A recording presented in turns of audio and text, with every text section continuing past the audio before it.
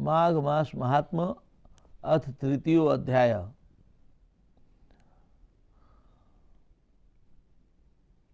माघ स्नान का आज तृतीय दिवस है। माघ महात्म जो पद्म पुराण से लिया है उसके तृतीय अध्याय में कथा देख रहे हैं। कल की कथा में दूसरे अध्याय की पूर्णाहुति पर ऐसा हमने सुना कि इस कथा को श्री भृगु जी ने विद्याधर से कही। राजा दिलीप बोले अपने गुरुदेव श्री वशिष्ठ जी से कि हे ब्राह्मण, भृगु जी ने किस समय मणि पर्वत पर यह ज्ञान उपदेश किया था, आप मुझसे कहिए किस समय में किया। श्री वशिष्ठ जी बोले, हे राजन, एक समय 12 वर्ष तक मेघ नहीं बरसा, उससे प्रजा उद्विग्न हो गई, सब क्षीण हो गए। हे राजन, मध्य देश के हिमालय विंध्याचल के क्षीण होने से स्वाहा स्वधा वषटकार वेदाध्ययन से वर्जित होने पर, लोक के उपद्रवग्रस्त होने पर, धर्म के लुप्त और प्रभाहीन होने पर, फल मूल जल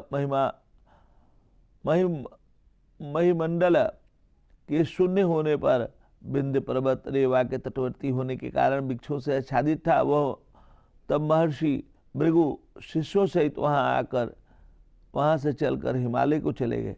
कैलाश पर्वत के पश्चिम मणिकूट नाम के एक सुवर्ण पर्वत है।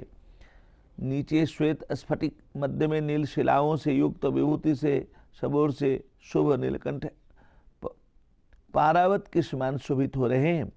सब ओर नील शिलाओं वाले, कहीं सुवर्ण की रेखा से युक्त कृष्ण में से स्फुरयान विद्युत रेखा के समान शोभित हो रहे हैं। शिखर पर नील शिलाओं से युक्त पर्वत, नीचे सुवर्ण की मेखला से पितवस्त्र पहने हुए नारायण के समान पर्वतराज शोभा पा रहे हैं। वो जो मणि का पर्वत है, मेखला को त्याग कर नीलवर्ण, मध्य में श्वेत शिलाओं से युक्त तारागण सहित आकाश के समान उस पर्वत की शोभा हो रही है।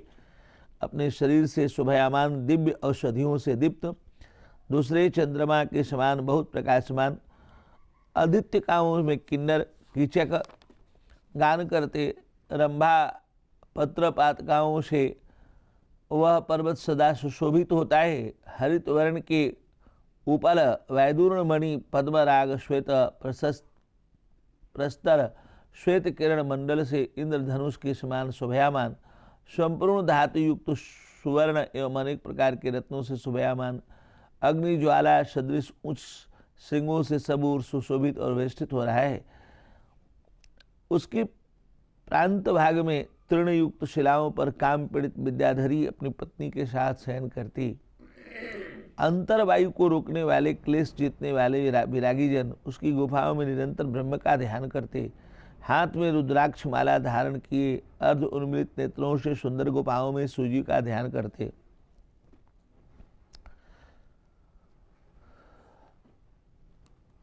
ये बता रहे हैं श्री वशिष्ठ श्री राजा दिलीप को कि वो मणि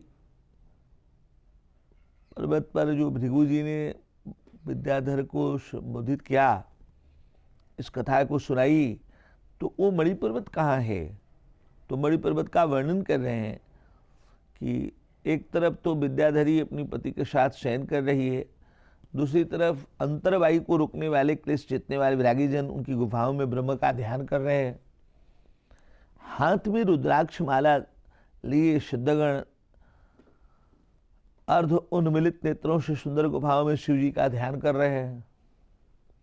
मंदार के फूलों की सुगंधित दिशाओं से सुवासित झरनों के जल शब्दायमान मन में स्थित हाथियों के बच्चों, हाथी उपत्यकाओं में खेल रहे हैं। कस्तूरी वाले मृग यूथ, सुंदर विचित्र रंग वाले मृगों के यूथ, चंवरी गाय वहां फिर रही है, घूम रही है। ये हिमालय के दूसरे क्षेत्र में आता है, प्रांतीय भाग में।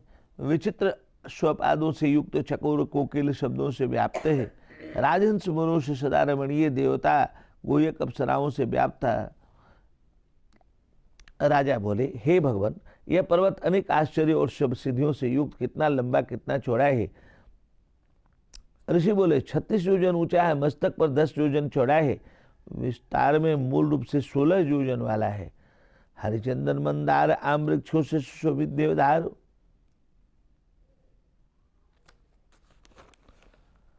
तथा ये अर्जुन के सरल वृक्षों से युक्त है। काल अगरू लवंग नुकुंज लता गृहों से विराजित सदा फूलों पुष्पों से शोभायमान है।